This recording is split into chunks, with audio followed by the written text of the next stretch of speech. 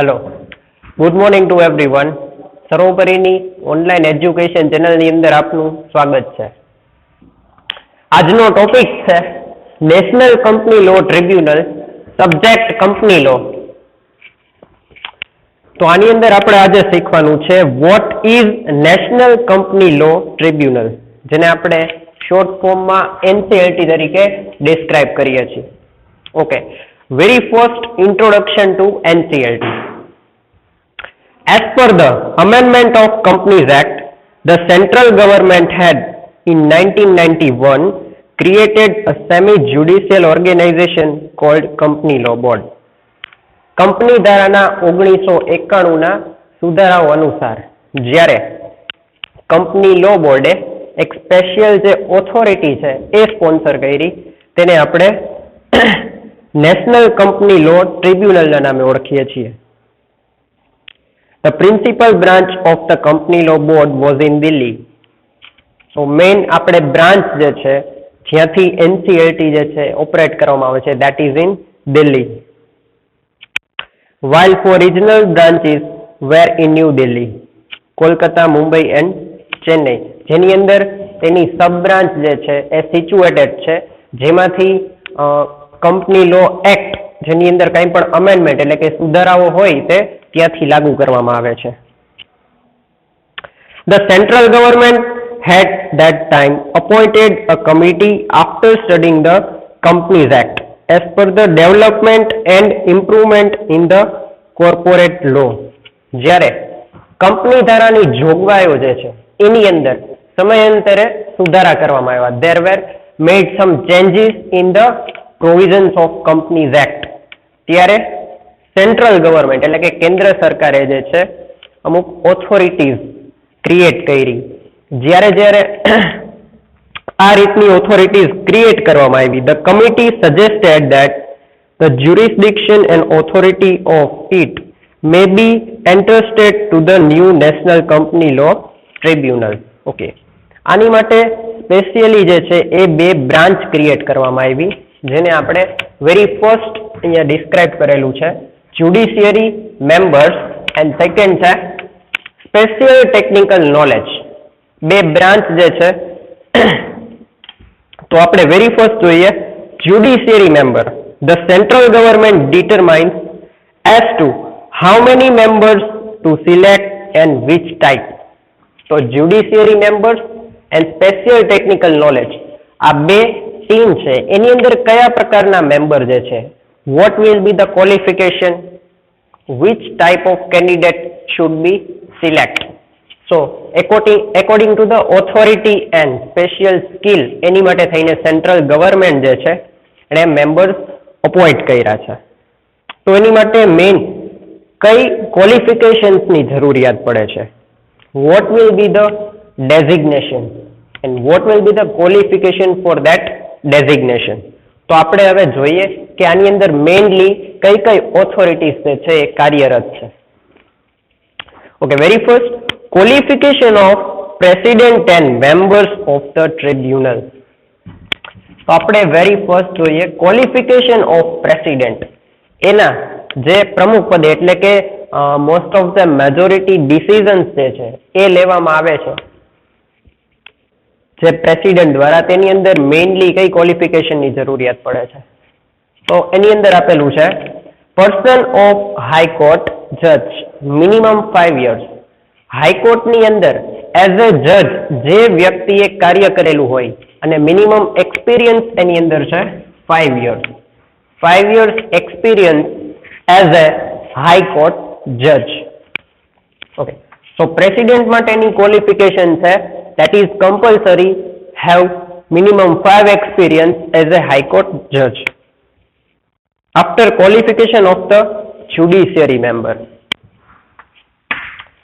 Second છે very first જે judiciary member ની અંદર as a president ની designation માટે આપણે જોયું કે high court judge and after judiciary member તો જેને આપણે ન્યાય પંચ તરીકે ઓળખીએ છીએ, તે બધાના ડિસિઝન, બધાના રિવ્યુઝ દ્વારા જે કંઈ પણ ડિસિઝન્સ છે એ આવે. વેરી ફર્સ્ટ એની અંદર છે અ પર્સન શુડ બી જજ in high court. Very first qualification અંદર આપેલી છે કે જે વ્યક્તિને જ્યુડિશિયરી મેમ્બર તરીકે નીમવામાં આવે છે, અપોઇન્ટ કરવામાં આવે છે, શુડ બી જજ ઇન હાઈકોર્ટ. હાઈકોર્ટની અંદર જજ તરીકેની જે છે એની ડેઝિગ્નેશન હોવી જરૂરી છે.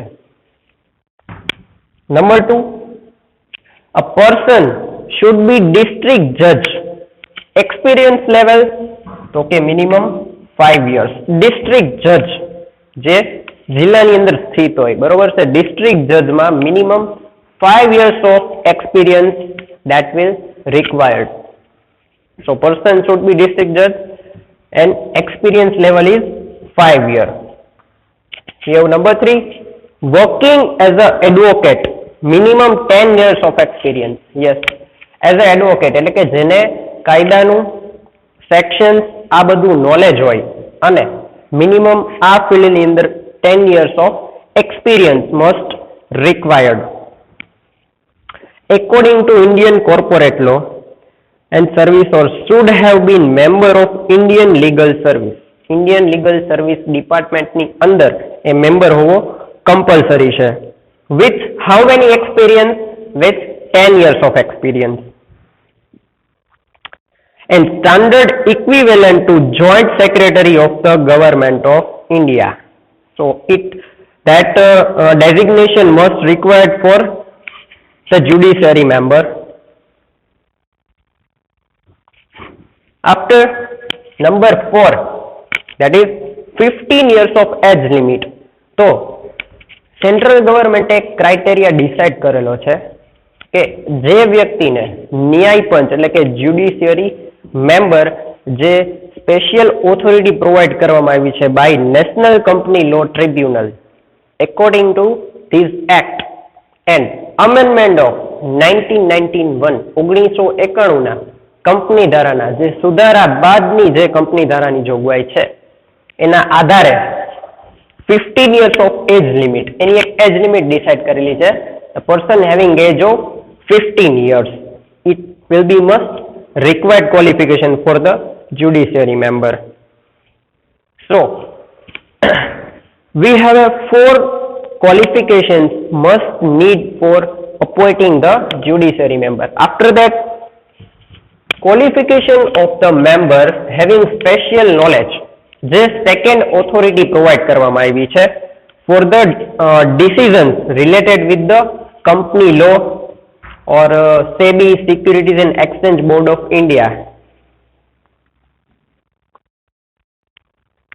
Keeping in view the recommendation of committee જે આ પ્રકારની કમિટીની રચના કરવામાં આવી છે we have 2 main group that is judiciary group and second one is special technical oriented knowledge group. જે બે ગ્રુપ છે એની સ્પેશિયલ એક કમિટી જે છે રચના કરવામાં આવી છે. એ કમિટી આ પ્રકારના રિલેટેડ ડિસિઝન્સ જે છે એ એના દ્વારા લેવામાં આવે છે. ના આપણે જોઈએ qualification of member having special technical knowledge. Okay, very first છે 10 year experience of Indian corporate law. કાયદાઓનું 10 વર્ષનું જ્ઞાન હોવું જરૂરી છે. સો minimum 10 years of experience of Indian corporate law service or અથવા should have been member of Indian legal services. તો બે જે છે મસ્ટ રિક્વાયર્ડ ક્વોલિફિકેશન એની અંદર છે કે 10 years નો એક્સપિરિયન્સ હોવો જરૂરી છે in the Indian corporate law service, જેને આપણે શોર્ટ ફોર્મમાં ICLS થી પણ ઓળખીએ છીએ. And otherwise second option for the qualification it would be a member of Indian legal service for minimum 10 years. 10 વર્ષના એક્સપિરિયન્સ સાથે ઇન્ડિયન લીગલ સર્વિસ નો અનુભવ હોવો તેની પાસે જરૂરી છે. otherwise we have one another option. જો આ રિક્વાયરમેન્ટ જે ફૂલફિલ ન થતી હોય તો we have other one option, that is he has a joint secretary of the government of India or more for minimum 3 years. As a joint secretary in government of India, minimum 3 years of experience છે એ વ્યક્તિ પાસે હોવો જરૂરી છે. તો જો પેલી બે ફૂલફિલ ન થાય requirement 10 years of experience as a Indian corporate law service or second condition આપણી પાસે હતી member of Indian legal service and experience having 10 years or more ઓછામાં ઓછો 10 વર્ષ અથવા તો 10 વર્ષથી વધારેનો એક્સપિરિયન્સ જો આ બે આપણે કન્ડિશન ફૂલફિલ નથી થતી તો સેકન્ડ આપણી પાસે ઓપ્શન છે પર્સન હેવિંગ જોઈન્ટ સેક્રેટરી એનો ડેઝિગ્નેશન એઝ એ જોઈન્ટ સેક્રેટરીનો of the government of India or more minimum 3 years 3 વર્ષ અથવા તો એના કરતા વધારે. Number 2 practice of cost account may have minimum 15 years of experience as a chartered account. Second qualification must require is as a chartered account a person having 15 years of individual experience. Next, number 3. In number 3, must have practice of cost account for minimum 15 years. Cost accountant as a એનું knowledge હોવું જરૂરી છે and time limit છે 15 years. 15 years of experience as a cost accountant and also required a practical knowledge regarding the laws and the tribunals. So this will another qualification for the member of having special technical oriented knowledge. Next is number 4. Work as a CS for 15 years. CS stands for company secretary. તો વ્યક્તિ 15 years or more 15 વર્ષ કે તેથી વધારે as a company સેક્રેટરીનું knowledge હોવું જરૂરી છે. As a company secretary એને કોઈ પણ કંપનીનો having a experience more than 15 years, it will must required for the membership of having special oriented knowledge. After that, number 5 is skill and sense as per the provision of Companies Act. Skill and sense. તો એ પ્રકારની આવડત એની અંદર હોવી જરૂરી છે. Whose skill and sense of justice has been proved as per the provision of this section. જે company ધારાની જોગવાઈ છે એની માટે જ્યારે પણ એક્સિડેન્ટલી કોઈ પણ પ્રકારના ડિસિઝન્સ છે એ કંપની ધારાની અંદર ફેરફાર કરવા માટે લેવામાં આવે then the person have knowledge how to amendment then in the provision. And the person must have worked as presiding officer for minimum 5 years in labor court tribunal.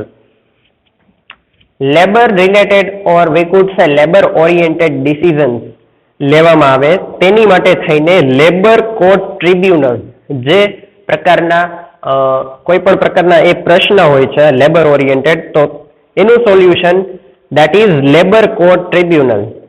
So he has a work as a presiding officer એટલે આ જે act છે એના according એને presiding ઓફિસરની designation ઉપર minimum 5 years of experience સાથે એ વ્યક્તિએ work કરેલું નેસેસરી છે.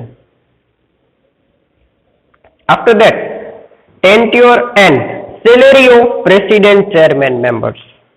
The president and every member of the tribunal can remain their post for 5 years. That is a very compulsory thing. કે આ ડેઝિગ્નેશન છે very first judiciary member and special technical knowledge the time duration of both the membership is 5 years. President of the tribunal can remain in this position till 7 years of the age. Okay. So આપણે આની અંદર જોયું person of high court જજ. So qualification of president.